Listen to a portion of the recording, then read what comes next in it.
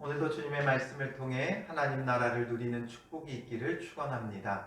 우리는 살아가면서 많은 것을 수치화합니다. 그래서 그 수치화한 것으로 가지고 자기 자신을 판단하고 평가하고 뿐만 아니라 상대방을 판단하고 평가하죠.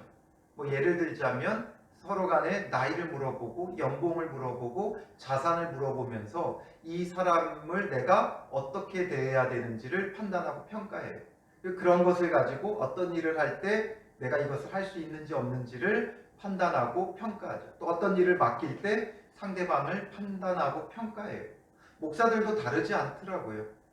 목사라고 해서 다들 거룩할 것 같지만 결국 만나서 교제하다 보면 물어보는 게 교인이 몇 명이나 돼요? 또 교회 평수는 몇 평이에요? 교회 그럼 자산은 얼마나 돼요? 월세예요? 월세가 얼마예요? 이런 것들을 물어봐요. 왜냐하면 그런 걸 가지고 그 사람의 사역을 판단하고 평가하는 거죠. 그러나 이것이 얼마나 위험한지 우리는 늘 놓치지 말아야 돼요. 왜냐하면 이런 수치화해 가다 보면 우리도 모르게 내가 상대적으로 상대방보다 못하다 여기면 우리는 위축되고 나도 모르게 좌절하고 낭만하고 낙심해요. 반대로 상대방보다 좀 더 우월한 위치에 있다, 더 많은 수치를 갖고 있다 하면 교만해지게 되어 있는 것이죠. 그래서 많이 가지면 하나님을 의지하기보다는 그 많은 것을 의지하며 잘못된 길로 가기가 너무나 쉬워요. 그래서 우리는 어떤 것으로도 수치화한 것을 의지하면 안 돼요. 그래서 그런 것보다 더 중요한 건 그 숫자를 넘어서는 하나님을 의지하는 믿음을 가져야 돼요. 다윗이 그런 왕이었어요. 그래서 항상 하나님을 의지하기 위해서 그는 많은 전리품을 취하지 않았어요. 많은 소유를 하나님 앞에 드렸고 또 많은 병거의 그 말들의 힘줄을 끊어버리면서 그 숫자로 자기 자신을 판단하지 않기를 힘썼어요. 하나님 앞에 드리고 어떤 일이든지 내가 가진 숫자로 이것을 할 수 있다 없다 이렇게 판단하지 않고 하나님만을 의지하고 하나님이 보시기에 선하냐 악하냐 이것이 다윗의 기준이었어요. 그런 신앙을 갖고 하나님을 의지하며 하나님 나라를 이루어 가니까 이 가나안 땅을 정복해 가면서 진정한 하나님 나라를 이루어가는 그 면모를 앞서서 보여줬던 거예요. 그런데 시간이 흐르고 다윗이 점점 부강해지고 점점 힘이 강해지니까 그도 모르게 그 마음이 어떤 한순간 그 마음을 놓치는 사건이 발생하게 돼요. 1절에 보면 사탄이 일어나 이스라엘을 대적하고 다윗을 충동하여 이스라엘을 계수하게 하니라 말하고 있죠. 사탄이 충동질을 한 거예요. 다윗의 마음을 녹이고 그 다윗의 마음을 격동시키고 그 마음을 자꾸만 자극해 간 거예요. 그래서 다윗도 모르게 자기가 소유한 그 부와 그가 가진 힘의 그 부강함을 바라보면서 자기도 모르게 그런 것에 빠져든 거죠. 그 마음의 느슨함, 이것을 사탄이 파고 들어가는 거예요. 다윗도 사람이기 때문에 완전하지는 않았어요. 주님 앞에서 온전하기를 힘썼지만 이렇게 때로는 그의 연약한 부분들이 있었다는 거죠. 그리고 사탄은 그것을 놓치지 않고 비집고 들어와 다윗의 마음을 충동해서 계수하게 한 거예요. 그래서 2절에 보면 다윗이 요압과 백성의 지도자들에게 이르되 너희는 가서 브엘세바에서부터 단까지 이스라엘을 계수하고 돌아와 내게 보고하여 그 수요를 알게 하라 말하죠. 요압과 백성의 지도자들에게 명령을 내린 거예요. 계수해라. 이스라엘을 계수해라. 어디서부터 어디까지? 브엘세바부터 단까지. 브엘세바는 가나안 땅의 가장 남쪽에 있는 성읍이고 단은 가장 북쪽에 있는 성읍이에요. 그래서 브엘세바부터 단까지 이것은 항상 가나안 전체를 상징하죠. 그래서 가나안 전역에서 그 수요를 계수하라는 거예요. 이것을 왜 다윗이 명령했겠어요? 그동안 하나님만을 철저히 의지했어요. 그래서 하나님만을 의지할 때 다윗에게는 숫자, 수요, 개수가 중요하지 않았어요. 내가 많은 군대를 가지고 있어야 상대방을 이길 수 있다 생각한 적이 단 한 번도 없어요. 그리고 내가 적은 군사를 갖고 있기 때문에 패한다라고 생각한 적도 한 번도 없어요. 그의 유일한 기준은 하나님이 보시기에 선하냐 악하냐였어요. 하나님이 보시기에 선하다면 숫자와 상관없이 승리하는 거예요. 하나님 보시기에 악하다면 숫자와 상관없이 패할 수밖에 없는 거예요. 이게 다윗의 기준이었으나 이제 전체를 이제 그 정복 전쟁들이 어느 정도 끝나고 평안한 때를 누리다 보니까 다윗도 모르게 그 마음이 물든 거죠. 그래서 그 이스라엘을 계수해라. 그 수요를 나에게 알게 해라. 수치화시키기 시작했던 거예요. 이 수치화시키는 것은 무엇 때문에 하는 것이겠어요?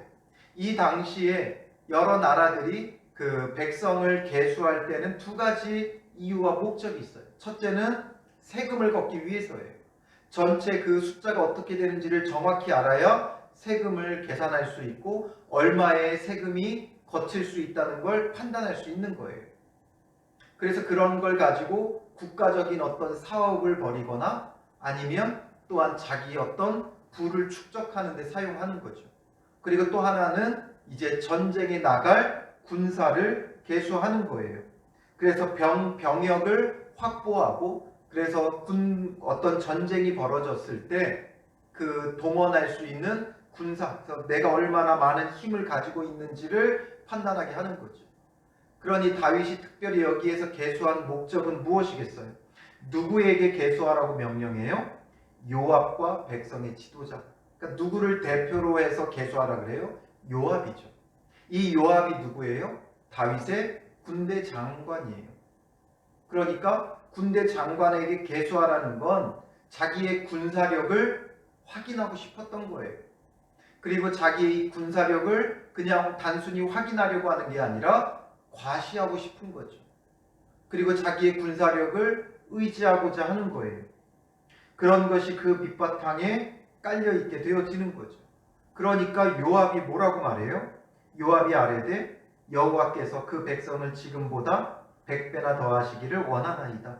내 주 왕이여, 이 백성이 다 내 주의 종이 아니니까 내 주께서 어찌하여 이 일을 명령하시나이까? 어찌하여 이스라엘이 범죄하게 하시나이까? 하면서 다윗을 만류하죠. 이 요압 장군은 그렇게 막 믿음이 탁월한 그런 사람은 아니었어요. 그래서 다윗의 명령대로 행하지 않고 자기가 원하는 대로 행하는 자였어요. 그래서 다윗이 절대 죽이지 말라고 하는 자도 죽였고 다윗이 화친을 맺은 자를 뒤쫓아가서 죽이기도 하는 게 바로 이 요압이었어요. 그런 요압의 눈에도 지금 이 다윗이 그 이스라엘을 계수하고 그 수요를 확인하고자 하는 게 옳지 못하다라는 것을 명확히 알았던 것이죠. 그동안 숫자를 의지하지 않고 하나님의 뜻을 의지하며 나아가 전쟁하던 다윗이 갑자기 이렇게 자기의 힘을 확인하고 자기의 힘을 과시하고 이렇게 하려고 하는 것이 옳지 못하다라는 것을 알고 지금 조언을 하고 있고 충언을 하고 있는 거예요. 이 백성이 어차피 다 주의 좋은 것이다. 그러니 굳이 확인할 필요가 없다라는 것이고, 그러니 왜 이스라엘로 하여금 이런 것을 명하여 범죄하게 하느냐? 이것이 하나님 앞에 범죄가 된다라는 것을 요압도 알고 다윗에게 지금 충언을 하고 있어요. 그런데 지금 다윗이 어떻게 해요? 3절 마지막에 보면 어찌하여 이스라엘이 범죄하게 하시나이까 하나 말하죠. 그가 그렇게 말하지만 다윗은 어떻게 해요? 왕의 명령이 요압을 재촉한지라. 그런 충언이 들리지 않는 거예요. 이게 참 이상해요. 우리가 우리의 마음이 어떤 잘못된 것에 물들어 버리면 그 누구의 말도 들리지 않아요. 그 어떤 조언도 충언도 들리지 않아요. 선지자들의 말에 귀 기울이던 그 다윗이 지금 요압의 충언에 귀 기울이지 못하고 있다는 거예요. 무엇 때문에 그래요? 사탄이 다윗의 마음을 충동해 버리니까 이게 지금 분별이 안 되어지는 거예요. 그래서 하나님은 항상 일하실 때 두 가지 방법으로 일하셔요. 먼저는 주변에 있는 사람들을 통해 조언하게 하셔요. 그리고 그 조언들을 통해 듣지 않을 때는 하나님의 징계의 손길이 임하게 하시는 거예요. 그래서 하나님께서는 이 요압을 통해 먼저 하나님의 뜻을 알리고 전하고 있는 것이죠. 항상 하나님은 주변 사람들을 통해서 먼저 조언하세요. 우리가 세상 사람들의 말에 귀 기울이는 것도 문제지만, 그러나 하나님은 그런 가운데서도 우리에게 이런 충언을 통해서, 조언들을 통해서 먼저 말씀하세요. 주변 사람들이 반대하는 데는 이유가 있어요. 그런데 우리는 누군가가 반대하면 어떻게 해요? 힘이 약한 사람이면 무시해버리죠. 힘이 강한 사람이면 어떻게 해요? 합리화시켜요. 자기를 자꾸만 합리화시키려고 해요. 그래서 누군가가 내가 무언가를 하고자 할 때 반대하면 그때 그 소리에 우리는 귀 기울일 수가 있어야 돼요. 반대하는 데는 이유가 있는 거예요. 물론 상대방이 오해해서 반대할 때도 있지만, 뭔가 반대의 소리가 들릴 때는 귀 기울이고 면밀히 살피는 게 필요해요. 그냥 내가 옳다 여기고 밀어붙이는 게 아니라 반대할 때는 반대하는 데 분명한 이유가 있는 거예요. 그래서 귀 기울여야 돼요. 우리가 사춘기 아이들을 키우다 보면 그 아이들에게 아무리 조언해줘도 그 아이들이 들어요, 안 들어요? 안 들어요. 그리고 나서 자기가 경험하고 나서 그때 엄마 말을 들었어야 되는데, 그때 아빠 말을 들었어야 되는데, 그때 선배 말을 들었어야 되는데, 그렇게 되어지죠. 우리가 사람들의 어떤 그런 나를 반대하는 사람들의 소리에 귀 기울이지 않는 건 사춘기 아이들과 다를 바가 없는 거예요. 사춘기 아이들은 내가 옳다고 생각을 해요. 내가 이제 충분히 다 컸고 내 생각이 더 옳다 생각하기 때문에 밀어붙이는 거예요. 그러나 이제 실패를 경험하면서 성숙해 가게 되는 거죠. 그러니 우리가 반대의 말이 들릴 때 무시하고 외면하면 우리의 수준이, 영적 수준이, 우리의 어떤 그 삶의 수준이 사춘기 수준밖에 되지 않는다는 거예요. 누군가 반대하면 일단 거기에는 귀를 기울여야 되고, 우리가 심사숙고하며 다시 한번 재고해보고 다시 한번 기도하고 다시 한번 하나님의 뜻을 묻는 것이 우리에게 중요해요. 그렇지 않으면 우리는 사탄의 그 충동질에 완전히 빠져들어가게 되어지는 거예요. 그 탁월하고 훌륭했던 다윗도 사탄이 충동질하니까 요압의 그 충언이 들리지 않는 거예요. 오늘 우리에게 중요한 건 이거예요. 내 주변에서 내가 기뻐하지 않는 말을 하는 사람들, 내게 자꾸 쓴 말을 하는 사람들, 자꾸 내게 반대를 하는 사람들, 그런 사람들의 말에 귀를 기울여야 돼요. 그리고선 다시 한번 면밀히 생각해보고 신중히 생각해보고 다시 한번 주님 앞에 기도하고 묻고 무엇이 옳고 무엇이 하나님의 뜻에 합당한지를 찾아가야 돼요. 근데 다윗은 그렇게 하지 못하고 지금 요압을 재촉해버리죠. 그러니 요압이 떠나 이스라엘 땅에 두루 다닌 후에 예루살렘으로 돌아와 요압이 백성의 수요를 다윗에게 보고를 합니다. 어떻게 보고해요? 이스라엘 중에 칼을 뺄 만한 자가 110만 명이요 유다 중에 칼을 뺄 만한 자가 47만 명이라 말하죠. 그러니까 군사력으로 보고를 하고 있어요. 칼을 뺄 만한 자, 즉 전쟁에 나가 싸울 만한 자가 이스라엘 중에 110만이고 유다 중에 47만이다. 이렇게 보고하고 있죠.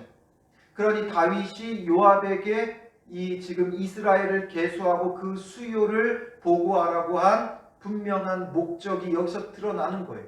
자기의 군사력을 확인하려고 하는 것이고, 그것은 자기의 힘을 의지하겠다는 것이며 자기의 힘을 과시해 보겠다라는 거예요. 하나님을 철저히 의지하며 숫자와 상관없이 살아가던 그 다윗의 삶이 지금 자기의 삶을 수치화하고 있는 거예요. 그래서 서두에도 말씀드렸듯이 우리가 살아가면서 많은 것을 수치화하는 것을 조심해야 돼요. 왜냐하면 우리는 그 수치화한 것을 의지하며 살아가려고 하는 거예요. 그래서 돈으로 수치화한 것, 그것을 의지하고, 나이로 수치화한 것을 의지하고, 내가 가진 것을 수치화한 것을 의지하며 살아가는 거예요. 그러니 세상 사람들에게는 그 숫자가 너무 중요해요. 연봉이 얼마냐, 집이 몇 평이냐, 이런 게 중요하죠. 차가 몇 cc냐, 얼마짜리냐, 이런 것이 중요해요. 그런 것을 의지하기 때문에 그래요. 그러므로 우리가 자꾸 수치화해서 물어보는 그 말들은 결국 그 사람이 그것을 기준으로 살아가는 사람이다라는 것을 보여주는 거예요. 자꾸만 돈을 수치화해서 물어보는 사람, 집을 수치화해서 물어보는 사람, 가진 것을 수치화해서 물어보는 사람, 그 어떤 자기가 수치화해서 자꾸만 물어보는 것들, 그게 바로 우리가 의지하고자 하는 거예요. 그래서 그런 숫자를 자꾸 늘려가는 게 그 사람들의 목적이 되어지는 거죠. 성도가 몇 명인지가 중요한 사람들은 늘 그 성도 숫자를 늘리는 것에 목적을 두며 살아가는 거예요. 오늘 우리는 무엇을 수치화하고 있는지 그걸 면밀히 살펴봐야 돼요. 다윗은 지금 군사 숫자로 칼을 뺄 만한 자를 수치화해서 이것으로 지금 판단하고 이것을 의지하며 살아가겠다라는 그 면모가 그에게 고스란히 보여지고 있는 거죠. 그러니 7절에 가면 하나님이 이 일을 악하게 여기사 이스라엘을 치심해라고 되어 있죠. 하나님께서 그것을 악하게 여기셔서 치시는 거예요. 주변 사람들을 통해 듣게 하셨지만 그것을 무시하니까 결국에는 하나님이 치시는 과정으로 가는 거예요. 우리는 늘 주변에서 나를 반대하는 사람의 소리에 귀 기울여야 돼요. 나에 대해서 책망하는 사람들의 소리에 귀 기울여야 돼요. 그리고 그걸 가지고 하나님 앞에서 묻고 구하며 기도하는 자가 되어줘야 돼요. 그렇지 않으면 결국에는 하나님이 치시는 자리까지 가게 되는 거예요. 다윗이 요압의 말을 듣고 멈춰섰다면 하나님께서 이스라엘을 치시지 않았을 거예요.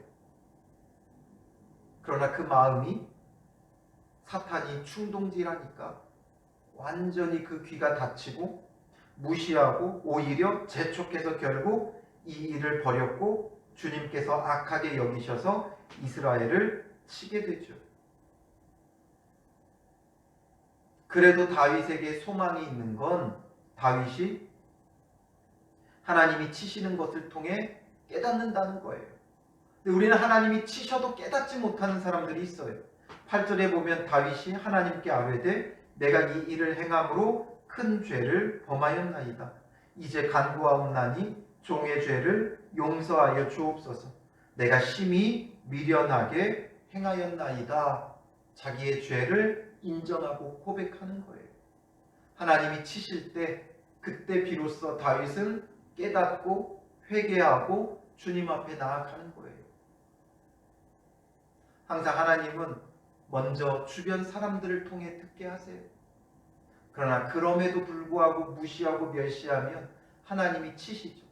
하나님이 치시는데도 불구하고 회개하고 돌이키지 않으면 그때는 완전히 하나님께서 멸하시는 자리로 갈 수밖에 없는 거예요. 죄 중에 죄의 크고 작음은 없겠죠. 그러나 사함을 받지 못하는 죄가 있어요. 그건 성경에서 몇 가지를 말하나 결국 거기에 본질은 뭐냐면 죄를 죄로 여기지 않는 거예요. 하나님께서 어떻게 징계하고 깨닫게 하셔도 깨닫지 않고 죄를 죄로 여기지 않는 자들, 그들이 바로 하나님 앞에 사함을 받을 수 없는 죄를 범하는 자가 되어지는 거죠. 다윗이 그래도 소망이 있는 건 하나님 앞에 이렇게 실수할 때도 있고 사탄의 충동질에 넘어갈 때도 있지만 그래도 자기의 죄를 깨달을 수 있다는 거예요. 우리에게 중요한 건 이거예요. 우리의 죄를 깨달을 수가 있어야 돼요. 나의 죄가 깨달아지지 않으면 소망이 없어요. 항상 강조하지만 모든 사람이 죄를 범하였음에 하나님의 영광에 이르지 못한다. 그래서 그냥 뭉뚱그려서 모든 사람이 죄인이기 때문에 나도 죄인이다. 이렇게 뭉뚱그려서 도매급으로 넘어가는 그런 죄인이 되면 안 돼요. 하나님 앞에 내가 왜 죄인인지 철저히 깨달아야 돼요. 하나님의 목적과 상관없이 살아가는 나의 모습, 하나님 앞에 순종치 않는 나의 모습, 욕심과 정욕을 따르는 나의 이 모습이 깨달아지고 회개가 되어져야 돼요. 그렇지 않으면 하나님께서 치시는 때가 오는 거예요. 하나님이 치시기 전에 먼저 나에 대한 책망의 말들, 나에 대해 반대하는 말들, 이런 말들을 통해 먼저 우리가 깨달을 수 있어야 돼요. 그리고 회개하고 돌이켜야 돼요. 때가 늦었다 할지라도, 하나님이 치셨다 할지라도, 하나님이 치시는 가운데도 회개하고 돌이키면 소망이 있어요. 하나님은 은혜롭고 긍휼이 많으시기 때문에 하나님께서 치실 때는 죽이기 위한 치심이 아니라 살리기 위한 치심이에요. 바른 길로 인도하기 위한 하나님의 사랑의 매예요. 그러니 그때 깨닫고 돌이키면 소망이 있어요. 지금 바벨론 포로로 끌려갔다 돌아온 그들에게 그들이 불순종해서 하나님께서 치셔서 바벨론으로 끌려갔다가 지금 돌아오게 되었지만 그러나 우리가 회개하면 소망이 있다. 이것을 보여주는 거예요. 그래서 다윗이 범죄하여 하나님께서 치시는 이 일들 가운데 있지만 그러나 회개하는 자에게 어떤 결과가 오게 되는지를 지금 이 역대기는 보여주려고 하는 거예요. 그래서 이 역대기에는 대체적으로 다윗의 어떤 범죄나 어떤 실수나 부정적인 것은 많이 이야기하지 않아요. 왜냐하면 다윗을 통해 보여주었던 하나님 나라에 대한 주제로 지금 기록되어 있기 때문에 그런 부분들이 많이 등장하지 않아요. 그런데 여기서만큼은 다윗이 인구조사를 하는 실수와 죄를 범하는 것을 보여주는 이유는 그 다음에 이것을 회개하고 돌이킬 때 하나님께서 어떤 은혜와 긍휼을 베푸시는지를 보여주기 위한 거예요. 그리고 이제 우리가 묵상해 가면서 그것을 발견하게 될 거예요. 그러나 지금 여기서 우리가 깨달아야 되는 건 우리가 때로는 실수할 수 있어요.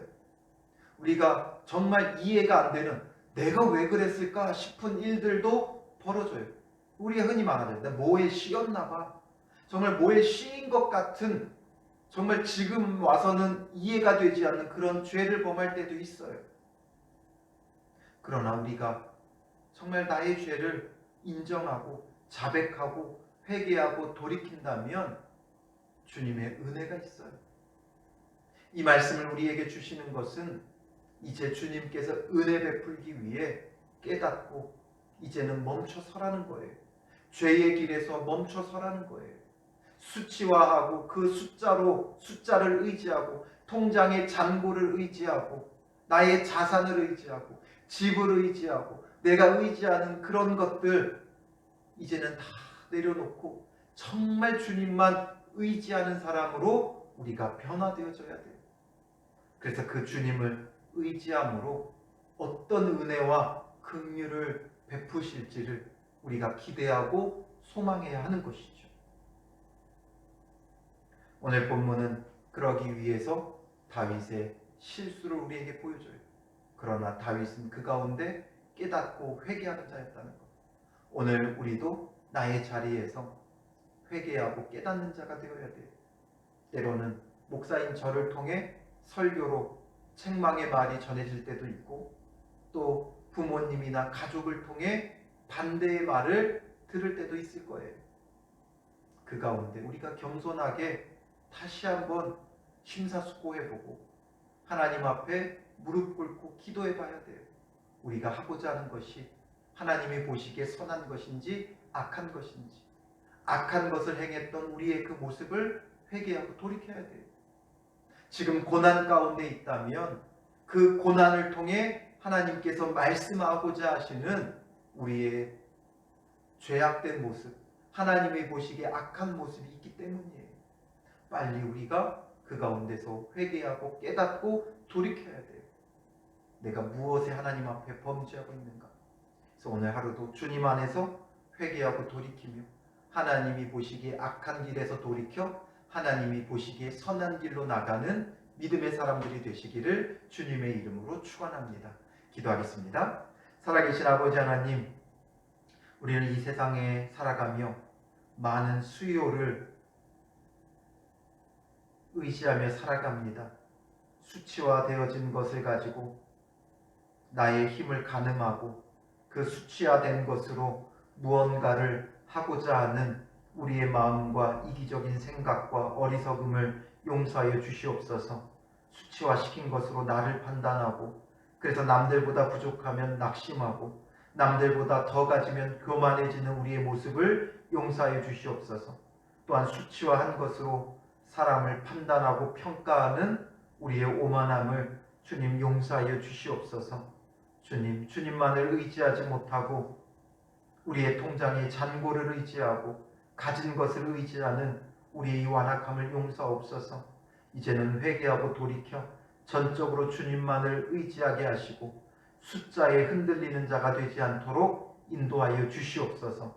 주님만 의지하는 믿음의 사람으로 서게 하시고 진정 우리가 무엇에 하나님 보시기에 악한지를 깨닫는 자들 되게 하시며 회개하고 돌이켜 바른 길로 나아가게 하시고 회개하고 돌이키는 자에게 참 소망이 있음을 우리로 하여금 확신할 수 있도록 인도하여 주시옵소서. 죄를 죄로 여기지 못하는 그런 어리석음의 눈을 주님 씻어주시고 용서하여 주시고 믿음의 눈을 열어 죄를 죄로 깨닫고 인정하고 자백하고 회개하여 주님의 긍휼하심 가운데 거하는 믿음의 사람들 되게 하여 주실 줄 믿사오며 예수님의 이름으로 기도합니다.